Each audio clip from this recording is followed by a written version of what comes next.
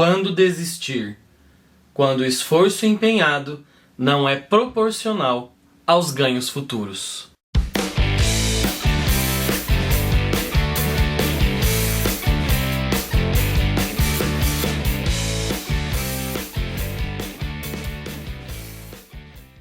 E aí pessoal, tudo bem? Sejam bem-vindos a mais um vídeo aqui da Acrópole.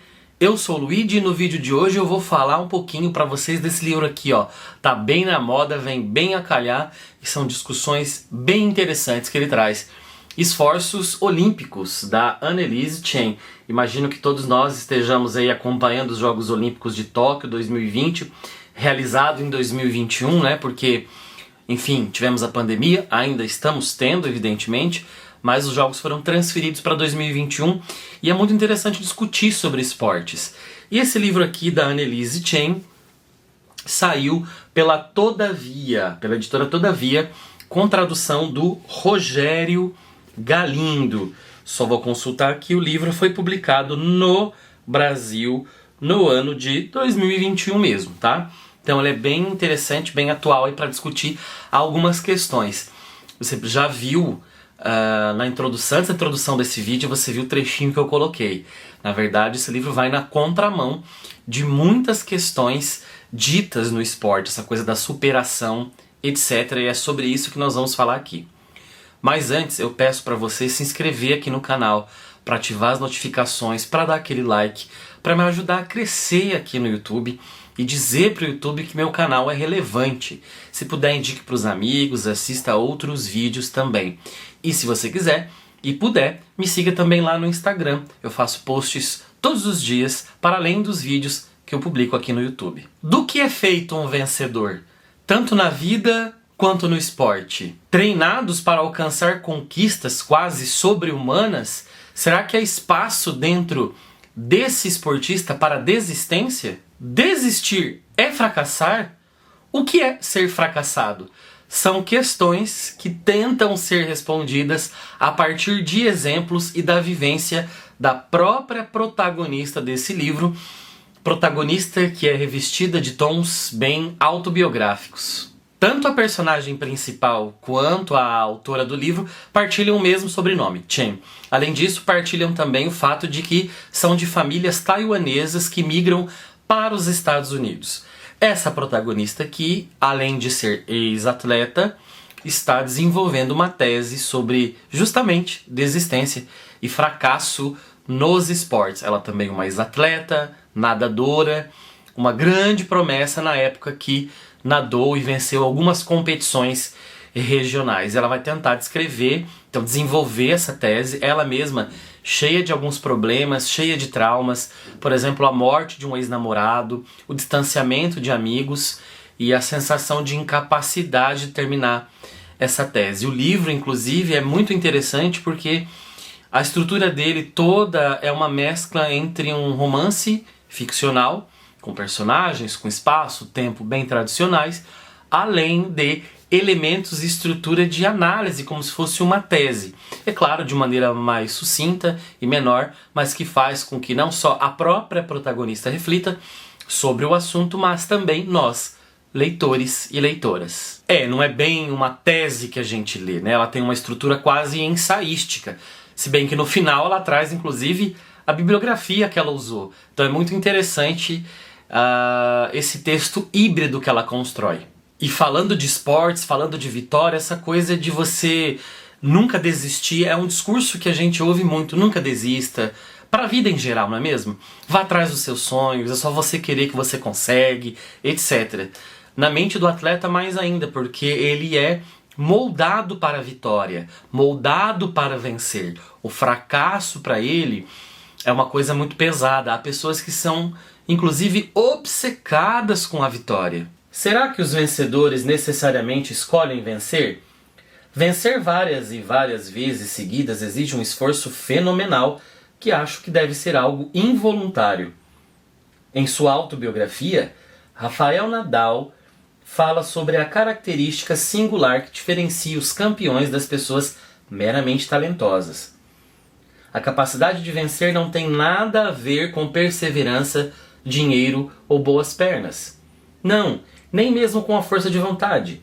A característica que esses campeões compartilham é sua profunda incapacidade de perder. De acordo com ele, teve um momento de revelação aos 7 anos, quando perdeu para um oponente maior, mais talentoso. Depois daquela derrota, sofreu um colapso nervoso ali mesmo no carro. Nariz escorrendo, lágrimas, soluço incontrolável, um apocalipse pessoal. Ele sabia que jamais queria se sentir daquele jeito novamente. É interessante pensar nisso, porque, como eu já disse, o atleta é moldado para a vitória, para vencer. Você não entra numa competição apenas para participar. Evidentemente, há competições e há esportes que você tem a noção de que você não tem o melhor elenco ou o melhor potencial naquele momento e você sabe que muito provavelmente não vai chegar em primeiro lugar.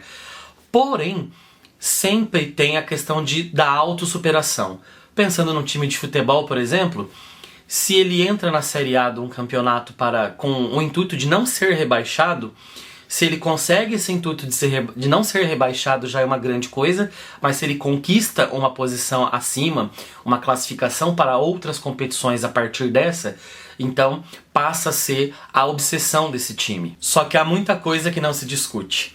A gente tem assim um exemplo muito claro e muito presente de uma atleta das Olimpíadas. A gente acabou de ver a Simone Biles, uma grande atleta estadunidense, grande potencial, várias medalhas, etc. Desistir de várias provas, de participar de várias provas na final da ginástica. Alegando então, abrindo a discussão para questões psicológicas dentro do esporte, quer dizer, a pressão, a cobrança, essa coisa de tentar levar o próprio corpo ao extremo ou além do que se considera extremo para vencer. Até que ponto isso é saudável? Até que ponto não é saudável? Até onde se pode ir? Será que desistir é fracassar ou entender o seu limite é uma coisa importante? A gente tem discussões, na verdade, assim há muito tempo, mas que a gente esquece. Por exemplo, a ginasta Nadia Comaneci, o primeiro 10 da história da ginástica. A infelicidade de Comaneci não era segredo. Segundo rumores, ela alternadamente confirmou e rejeitou que havia tentado cometer suicídio ao tomar alvejante aos 15 anos de idade. Esse foi o auge da carreira dela quando se tornou a primeira ginasta com notas 10 perfeitas. Comaneci disse que havia ficado muito feliz de ir para o hospital naquele dia, porque assim não ia precisar treinar. Ao escrever essa tese dentro da ficção e ao escrever, a personagem nos revela, e a autora também, ao escrever esse livro com cara ensaística, também nos revela, ambas nos revelam o que então? Essa busca constante pode causar diversos problemas psíquicos. Muitas pessoas que se sentem derrotadas, fracassadas, não conseguem nem viver uma vida normal porque foram moldadas desde muito crianças a vencer sempre. E esse espírito é levado para o resto da vida. E a vida, na verdade, não é uma competição esportiva. Necessariamente você não está competindo com ninguém. É claro que para uma vaga numa empresa, etc., talvez você compita. Só que esse comportamento ele se torna muito ruim quando levado para outras esferas da vida e essas pessoas elas acabam surtando. E também a gente entra numa outra questão, né, que eu posso dizer porque eu passei por isso, não por questões esportivas, embora eu ame esportes, adoro vários esportes, eu passei por isso durante as escritas dos trabalhos de mestrado e doutorado e acredito que muita gente passa por isso, que é a síndrome do impostor.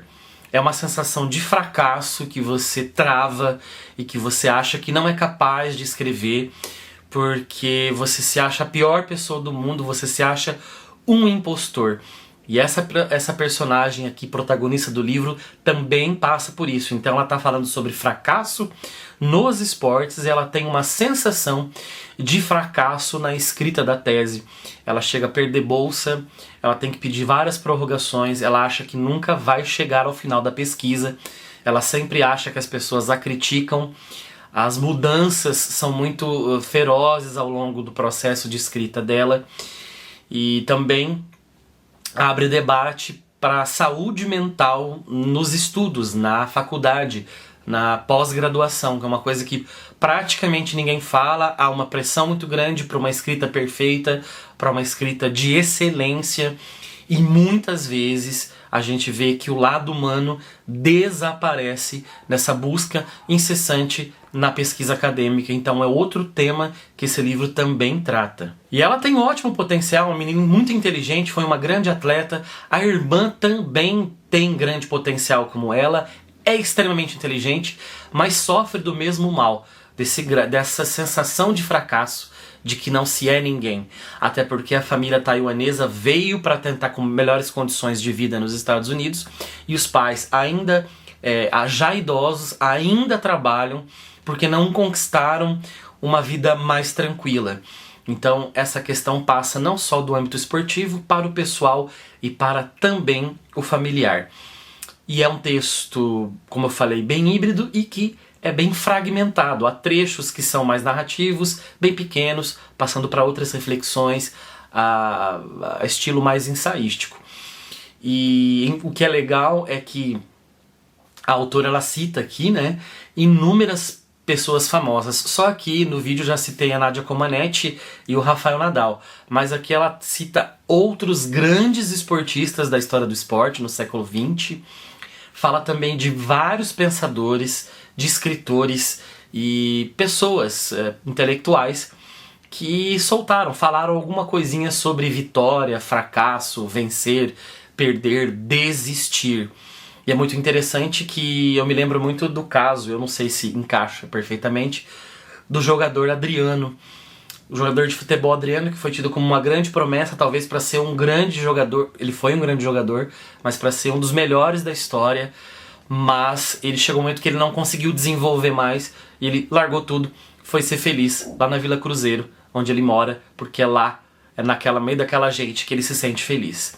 Certo ou errado, concordem ou não, mas é um caminho que dialoga de certa forma com esses casos que eu citei aqui, esportistas, com a protagonista e com o caso da ginasta estadunidense. E fica a reflexão. O que é o fracasso na vida humana? Evidentemente que depende da perspectiva, depende do momento histórico, depende de onde você vive. Quem viveu cativo e viveu escravo, escravizado, ele quer ser liberto. Ser liberto já é uma vitória. Outras pessoas que nasceram em berço de ouro, a vitória pode ser outra coisa, ou pode ser nunca, porque quando o objeto é alcançado, talvez ele deseje um outro objeto. E esse esforços aqui no título remete não só à condição esportiva, mas também para os esforços que nós temos que fazer para permanecer vivos em contextos que desmoronam, por exemplo, o que estamos vivendo atualmente. E é isso, pessoal. Espero que vocês tenham gostado da resenha. Espero que vocês possam ler esse livro, que me trouxe muita coisa boa e muita reflexão interessante. Então fica a dica: Esforços Olímpicos, Todavia Livros, da Annelise Chen, tradução do Rogério Galindo. E é isso, pessoal. Fico por aqui. Nos vemos num outro vídeo. Um abraço e até a próxima!